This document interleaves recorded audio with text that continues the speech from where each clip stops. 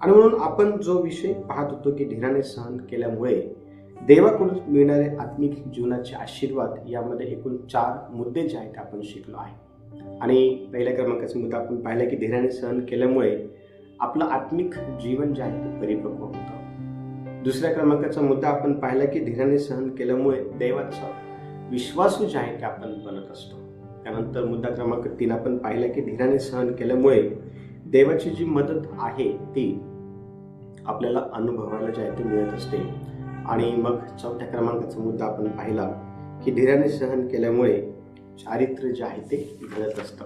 आणि अनेक सबमुद्दे या 4 मुद्द्यांमधून आपण जे आहे ते बघितलेले आहे. आणि प्रत्येक मुद्द्याला घेऊन आपण वचन देखील पवित्र शास्त्रातून जे आहे ते वाचलं आहे. आणि प्रत्येक मुद्दा हा आपण अतिशय व्यवस्थितपणे समजून घेतलेला आहे. आता मुद्दा क्रमांक 5 लिहा. मुद्दा क्रमांक 5, धीराने सहन केल्यामुळे योग्य वेळेची वाट पाहण्याची सवय लागते. मुद्दा क्रमांक 5 लिहा. धीराने सहन केल्यामुळे योग्य वेळेची वाट पाहण्याची सवय लागत असते. आणि धीर आपल्याला देवाच्या वेळेची योग्य वाट पाहायला जे आहे ते शिकवत असतो. आणि म्हणून आपण ह्या दिवसांमध्ये धीराने सहन केल्यामुळे योग्य वेळेची वाट पाहण्याची सवय जी आहे ती कशी लागते हे आपण समजून घेणार आहोत. आणि हे समजून घेण्याच्या अनुषंगातून ह्या दिवसांमध्ये धीराने सहन करण्याच्या त्या प्रोसेसमध्ये आपण आपल्या स्वतःला देवाच्या आत्म्याच्या सहाय्याने जे आहे ते आणणार आहोत. कारण अनेक वेळा आपण जे आहे देवाला आवडतं तसं बनण्याकडे लक्ष देत नाही. आणि जसं आपल्याला आवडतं तसं आपण आपल्या स्वतःला बनवण्याकडे जास्त लक्ष देत असतो. आणि म्हणून ह्या दिवसांमध्ये, ह्या नवीन वर्षामध्ये आपण आपल्या स्वतःच्या वैयक्तिक आत्मिक जीवनाकडे लक्ष देणं फार गरजेचं आहे. आणि देव आपल्याला जसं बनवू पाहतो तसं बनवण्यासाठी आपण आपल्या स्वतःला त्याच्या हातात, त्या कुंभाराच्या हातामध्ये असलेल्या मातीसारखं देणं फार गरजेचं आहे. तर परमेश्वर देव हा ह्या नवीन वर्षामध्ये आपल्याला एका विशिष्ट गोष्टींसाठी जे त्याचं गौरवाचं कारण ठरवलं तयार केल्याशिवाय राहणार नाही. आणि मग आपण पाहतो की ज्या वेळेला आपण देवाचं वचन जे आहे ते वाचतो तर देवाच्या वचनातून आपल्याला एक गोष्ट पाहायला भेटते, ती ही की देवाच्या योग्य वेळेची जी वाट आहे ती पाहणं चांगलं आहे. आता अनेक वेळा आपण देवाच्या योग्य वेळेची वाट आपल्या जीवनात चांगल्या गोष्टी होण्यासंदर्भात पाहत नाही. आणि आपण आपल्या जीवनात चांगल्या गोष्टी व्हाव्या म्हणून आपण स्वतःहून अनेक देवाला न आवडणाऱ्या चुकीच्या गोष्टी करण्याच्या अनुषंगातून त्या चांगल्या गोष्टी हस्तगत करायचा प्रयत्न हा धीराच्या सहाय्याने न करता आपण अतिशय जलबाधेच्या सहाय्याने जे आहे, घाईच्या सहाय्याने ते करत असतो. पण पवित्र शास्त्र ज्याला आपण वाचतो तर पवित्र शास्त्रामध्ये आपल्याला पाहायला भेटतं की एक व्यक्ती आहे ज्याने धीराने ज्या काही गोष्टी सहन केल्या आणि तो त्या गोष्टी सहन करत असताना देखील त्याने त्या ठिकाणी देवाच्या योग्य वेळेची वाट जी आहे ती बघितली. आणि लक्ष द्या, त्याने धीराने सहन करत देवाच्या योग्य वेळेची वाट बघितली असल्या कारणामुळं परमेश्वर देवाने त्याला आशीर्वादित जे आहे ते केलं. आणि तो व्यक्ती कोण आहे हे जर आपल्याला समजून घ्यायचं असेल तर आपल्याला प्रेषितांची कृत्य 4 अध्याय आणि वचन 30 जे आहे ते आपण वाचणार आहोत. प्रेषितांची कृत्य 4 अध्याय आणि वचन 30 काय म्हणत आहे पहा त्या ठिकाणी. 4 अध्याय आणि वचन 30. आणि बरे करण्याकरता तो आपला हात लांब करत असता 7 अध्याय 30 वचन. 7 अध्याय 30 वचन.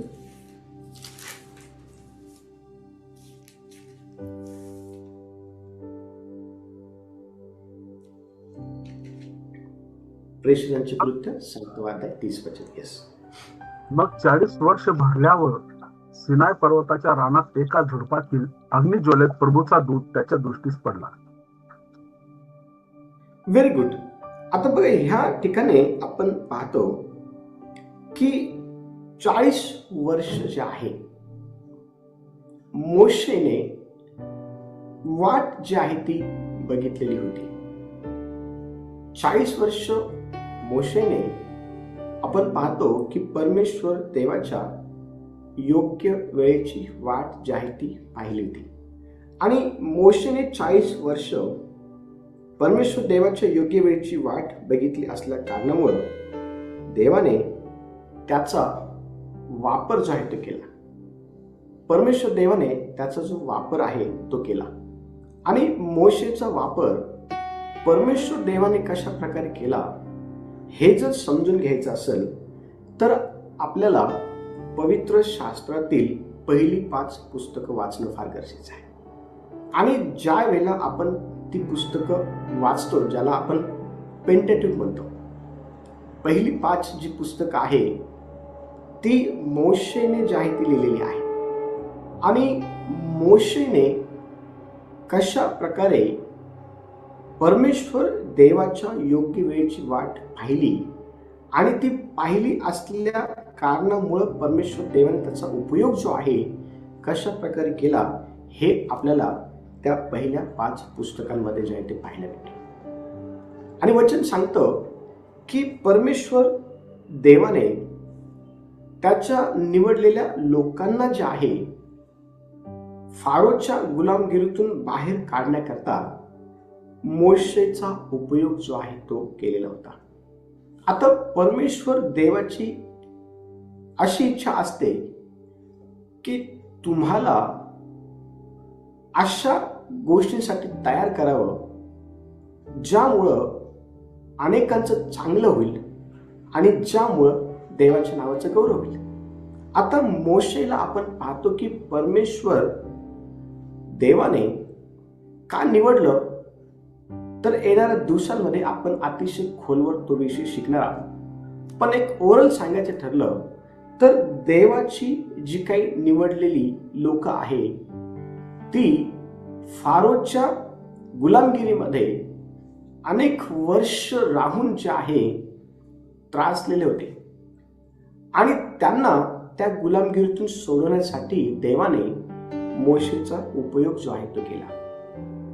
पण मोशेचा उपयोग देवाने का केला?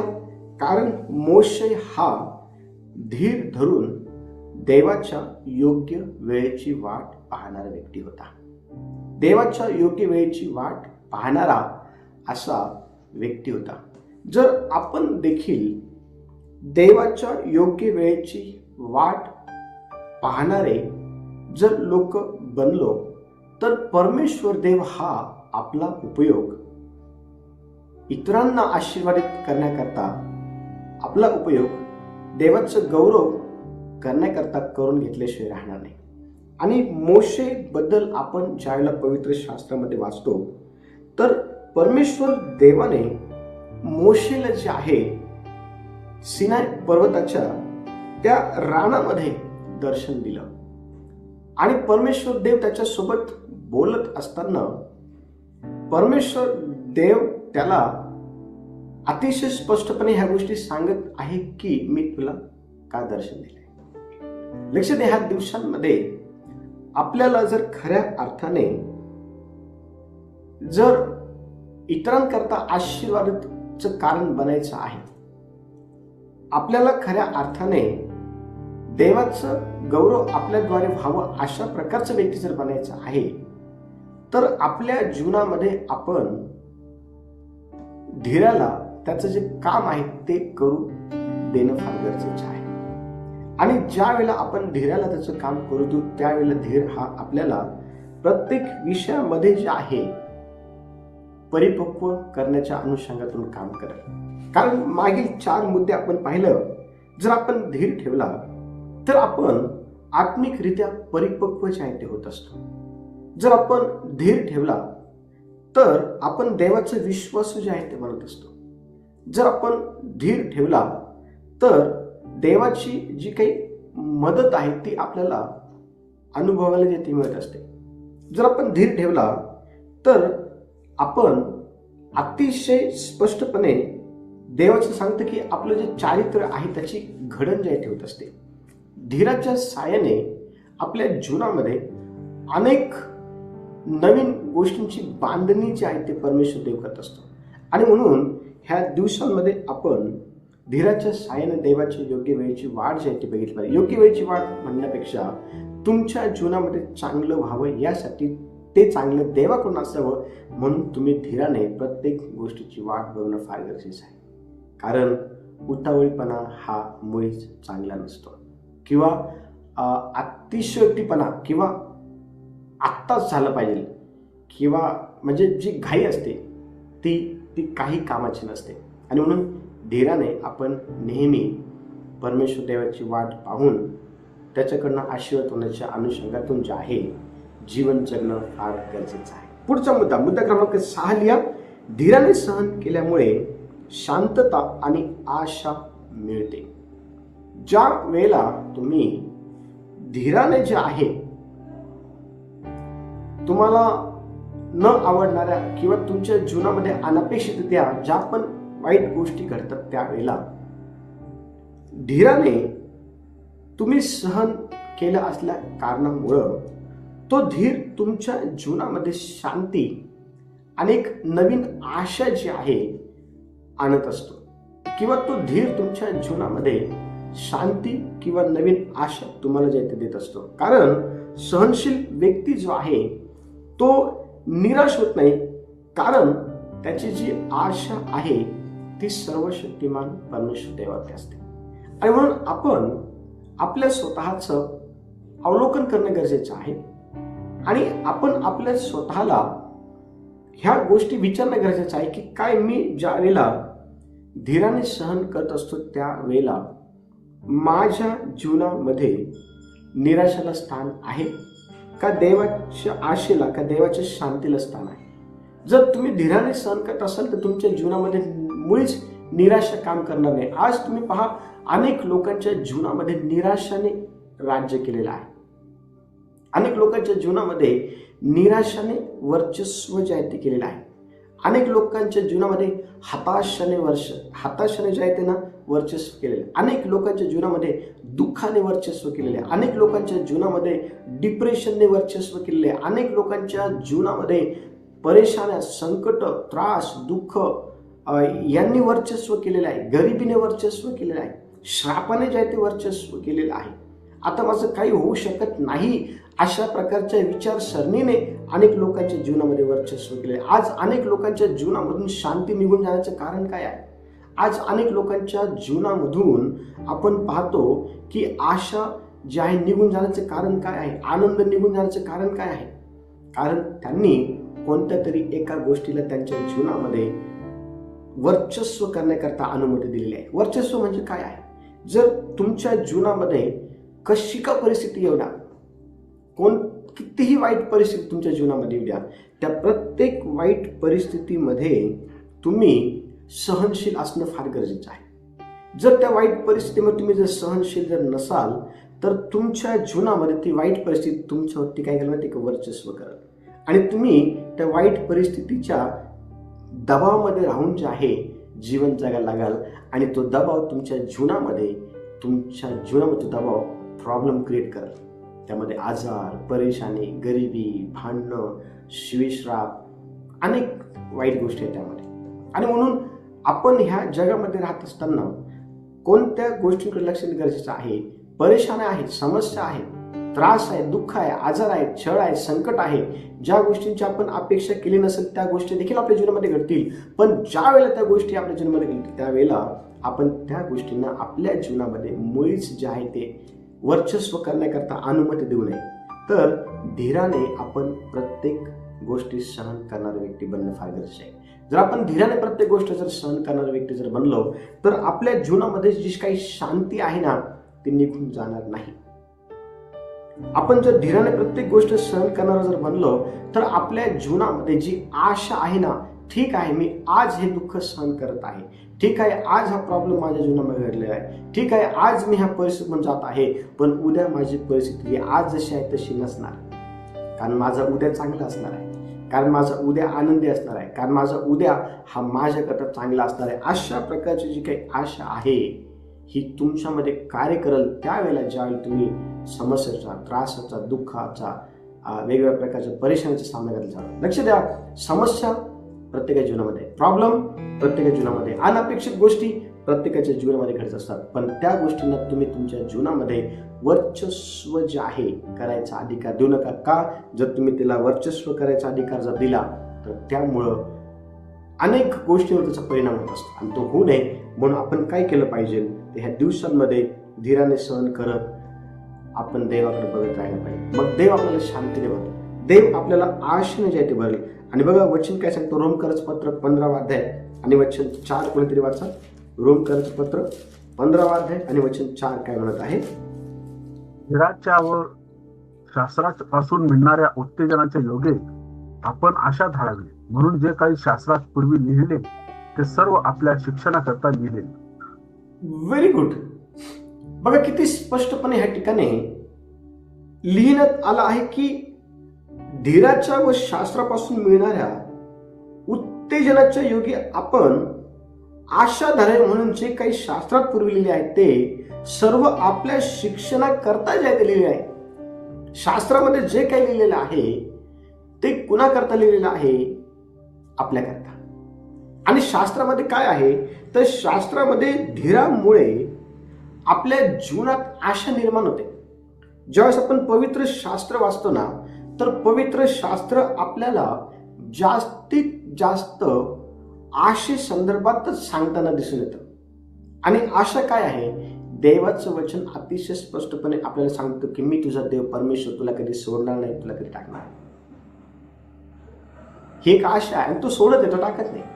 देवाचं वचन आपल्याला अनेक आशा ज्या आहेत ते देतं आणि आशा खऱ्या अर्थाने आपल्या जीवनामध्ये आपल्याला अशा गोष्टींकडे पाहण्यासाठी मदत करते ज्या आपल्या जीवनामध्ये देव करत असतो.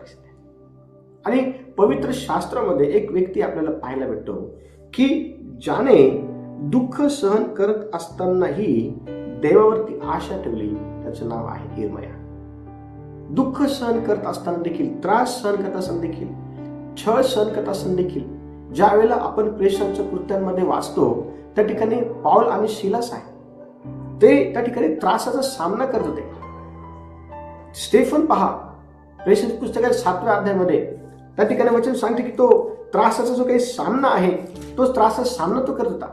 पण त्या सर्व गोष्टींचा सामना करत असताना त्यांनी परमेश्वर देवाकडे जे आहे ते बघितलं, कारण त्यांना आशा होती की परमेश्वर देव हा त्यांच्या जीवनामध्ये काहीतरी चांगलं करेल.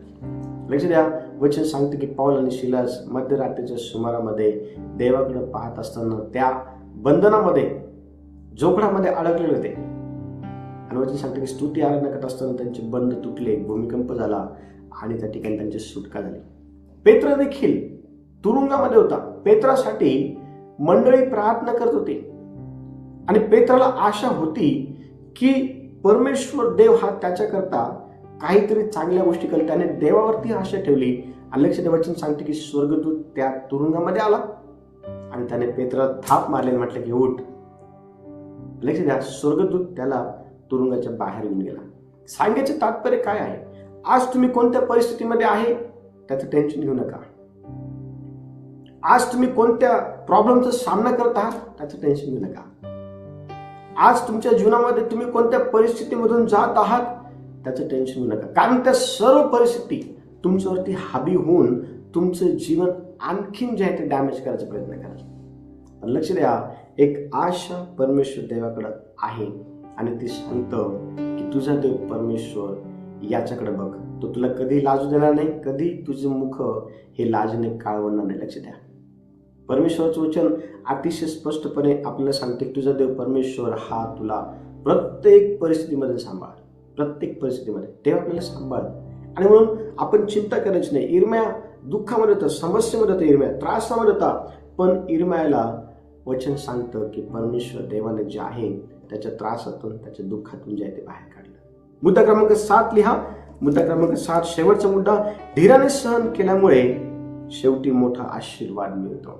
ज्यावेळेला तुम्ही धीराने सहन करता, ज्यावेळेला तुम्ही धीराने सहन करता, सहनशीलता फार गरजेची आहे. आणि ज्यावेळेस आपण धीराने सहन करतो त्यावेळेला शेवटी मोठा आशीर्वाद जो आहे परमेश्वर देव हा त्याच्या लेकरांना देत असतात. बघा वचन काय सांगत आहे, 1 पेत्र 5 अध्याय आणि 6 ते 10 वचन कोणतरी वाचा. 1 पेत्र 5 अध्याय 6 ते 10 काय म्हणते पहा. देवाच्या पराक्रमी हाताखाली लीन व्हा, यासाठी की त्याने योग्य वेळी तुम्हाला उंच करावे. त्याच्यावर तुम्ही आपली सर्व चिंता टाका, कारण तो तुमची काळजी घेतो. सावध असा, जागे राहा. तुमचा शत्रू सैतान हा गरजणाऱ्या सिंहासारखा कोणाला गिळावे हे शोधत फिरतो. त्याच्या विरुद्ध विश्वासात दृढ असे उभे राहा, कारण तुम्हाला माहित आहे की जगातील तुमच्या बंधुवर्गाला अशीच दुःखे भोगावी लागत आहे. आपल्या सार्वकालिक गौरवात यावे म्हणून ज्याने येशू ख्रिस्तामध्ये तुम्हाला पाचारण केले, तो सर्व कृपेचा देव तुम्ही थोडा वेळ दुःख सोसल्यावर स्वतः तुम्हाला पूर्ण दृढ व सबळ करेल. Very good. बघा वचन किती स्पष्टपणे आपल्याला सांगत आहे की आपण ह्या जगामध्ये राहत असताना देवाच्या पराक्रमी हाताखाली स्वतःला लीन करणं फार गरजेचं आहे. आपल्या जीवनामध्ये ज्या वेळेला आपण समस्येचा, चिंतेचा, दुःखाचा, आजाराचा, परेशानीचा, छळाचा सामना करत असतो, माझ्या लेकरांचं कसं होईल, माझ्या परिवाराचं कसं होईल, माझ्या पतीचं कसं होईल, माझ्या पत्नीचं कसं होईल, माझं कसं होईल, माझ्या संसाराचं कसं होईल, माझ्या कामाचं कसं होईल, माझ्या लेकरांच्या शिक्षणाचं. लक्ष द्या, आपल्या जीवनामध्ये असलेलं सर्व काही चिंता आहे त्यातून बाहेर काढण्याचं सामर्थ्य परमेश्वर देवामध्ये आहे. कितीही संकट असू द्या, कितीही प्रॉब्लेम असू द्या, कितीही समस्या असू द्या, त्या प्रत्येक समस्येला तुम्ही परमेश्वर देवावरती टाकायला शिका. आणि कशाच्या सहाय्याने? धीराच्या सहाय्याने. तुमच्या जीवनातल्या परेशान्यांना तुम्ही तुमच्यावरती हावी होऊ देऊ नका, कारण त्या परेशान्या तुमचं चांगलं जीवन उद्ध्वस्त जे आहे ते करून ठेवतात. अनेक पवित्र शास्त्रामध्ये आपण पाहतो की अनेक लोकांचं जीवन त्यांच्या जीवनात आलेल्या परेशान्यांनी उद्ध्वस्त करून टाकलं. सैतानाची इच्छा हीच आहे की तुमच्या जीवनामध्ये काहीतरी प्रॉब्लेम आणावे, तुमच्या जीवनामध्ये काहीतरी त्रास आणावा, तुमच्या जीवनामध्ये काहीतरी संकट आणावं, तुमच्या जीवनामध्ये काहीतरी परिस्थिती अशी उद्ध्वस्त आणावी की ज्यामुळे तुमचं चांगलं जे काही नातं आहे ते काय म्हणते का उद्ध्वस्त होऊन जावं. तुमचा चांगला जो परिवार आहे तो काय म्हणते का तो उद्ध्वस्त होऊन जावा आणि तुम्ही तितर-बितर होऊन जा. सैतानाची इच्छा आहे की तुमचं चांगलं लाईफ जे आहे, चांगलं परिवार जे आहे, चांगले नातेसंबंध जे आहे ते उद्ध्वस्त करावे, हे सैतानाची इच्छा आहे. आणि सैतान ते करण्याकरता त्याच्याकडे वेगवेगळे प्रकारचे डावपेच आहे. सैतान हा सर्वात धूर्त आहे. वचन स्पष्टपणे आपल्याला सांगतं की सैतान जो आहे ना, सैतान हा फार धूर्त आहे. आणि बघा तो कोणाला गिळावं हे शोधत फिरतो. वचन 8 वाच ब्रदर सुभाष, वचन 8. सावध असा, जागे राहा. तुमचा शत्रू सैतान हा गरजणाऱ्या सिंहासारखा कोणाला गिळावे हे शोधत फिरतो. हा पहिली गोष्ट आहे, सावध असा. आणि मग कॉमा आहे. सैतान हा तुमच्या जीवनामध्ये काही ना काही अशा गोष्टी आणल ज्या तुमच्यावरती हावी होईल आणि त्या हावी झाल्या का तुमचं खच्चीकरण होईल, त्या हावी झाल्या का तुमचं जीवन उद्ध्वस्त होईल, त्या हावी झाल्या का मग तुमचं मन कशामध्ये लागणार नाही, त्या हावी झालं का तुमच्या नातेसंबंधामध्ये उद्ध्वस्तपणा येईल, ते हावी झालं की तुमचा विश्वास एकमेकांवर सोडून जाईल. लक्ष द्या, सैतान हा फार धूर्त आहे. सैतान हा देवाने बनवलेली प्रत्येक गोष्ट उद्ध्वस्त करण्याकरता सुरुवातीपासून तर आतापर्यंत प्रयत्न करत आहे. त्याने आदम आणि हवेचं नातं जे आहे ते उद्ध्वस्त केलं. त्याने देवाचं आणि आदम हवेचं नातं जे आहे ते उद्ध्वस्त केलं. त्याने पती पत्नींचं नाते उद्ध्वस्त केलं. लक्ष द्या, त्याने लेकरांचं आणि वडिलांचं नातं जे आहे उद्ध्वस्त केलं. वचन स्पष्टपणे सांगतं की अतिशय धूर्ततेने सैतान हा पती पत्नींच्या मध्ये येऊन परमेश्वराविषयी अविश्वास निर्माण करून त्याने चांगलं जे जीवन आहे ना ते स्पॉइल करून टाकलं. लक्ष द्या, वचन सांगतं की सैतानाने त्या पती पत्नींना देवाच्या घरातून बाहेर काढून टाकलं. समस्या, प्रॉब्लेम, दुःख, अडचणी ह्या सैतान आपल्या जीवनामध्ये का आणतो माहिती का? कारण त्याला आपल्या चांगल्या नातेसंबंधाला उद्ध्वस्त करायचं असतं. आपल्या जीवनामध्ये त्याला अनेक प्रॉब्लेम्स, आजार आणायचे असतात. वचन सांगतं, सावध असा, जागे राहा, तुमचा शत्रू शैतान हा गरजणाऱ्या सिंहासारखा आहे. आणि त्याचं काम काय आहे? गरजणाऱ्या सिंहाचं काम काय आहे? तो कोणाला तरी गिळावं म्हणून शोधत. शैतान हा आज कोणत्या कामामध्ये जास्त व्यस्त आहे? तर जास्तीत जास्त गिळण्याच्या कामामध्ये. गिळणं म्हणजे काय? नाश करणं. गिळणं म्हणजे काय? उद्ध्वस्त करणं. गिळणं म्हणजे काय? संपूर्ण पूर्णपणे चुरा करणं. आज शैतानाने अनेक अनेक अनेक नातेसंबंध उद्ध्वस्त केले आहेत. अनेकांचे नातेसंबंध शैतानाने काय केले? उद्ध्वस्त केले. अनेकांवरती त्यांचे प्रॉब्लेम हावी झालेले आहेत. अनेकांवरती त्यांच्या समस्या हावी झालेल्या आहेत. आणि लक्ष द्या, त्या समस्यांनी पूर्णपणे ते कोलॅप्स झालेले आहे. त्या समस्येमुळे पूर्णपणे त्यांचं जीवन उद्ध्वस्त झालेलं आहे. आणि लक्ष द्या, हीच गोष्ट देवाच्या लेकरांच्या जीवनामध्ये होऊ नये म्हणून देवाच्या लेकरांनी सैतानाचे डावपेच जे आहे ते ओळखणं फार गरजेचं आहे. सैतानाचं जे काही डावपेच आहे ना, ते ओळखणं फार गरजेचं आहे. आणि ते ओळखण्याकरता कशाची गरज आहे? तर धीराची गरज आहे. जीवनामध्ये काही जरी घडलं जीवनामध्ये, धीर हा त्या प्रत्येक गोष्टी सहन करण्याकरता आपल्यामध्ये असणं फार गरजेचं आहे. का? कारण उद्याचा दिवस हा आजच्या दिवसासारखा नसेल, तो नवीन असेल आणि तो देव निश्चित अर्थाने चांगल्या गोष्टी करण्याकरता तुमच्या जीवनात येईल. परमेश्वर देव या वचनाच्या द्वारे सर्वांना आशीर्वादित करू. यावेळेला आपण आपले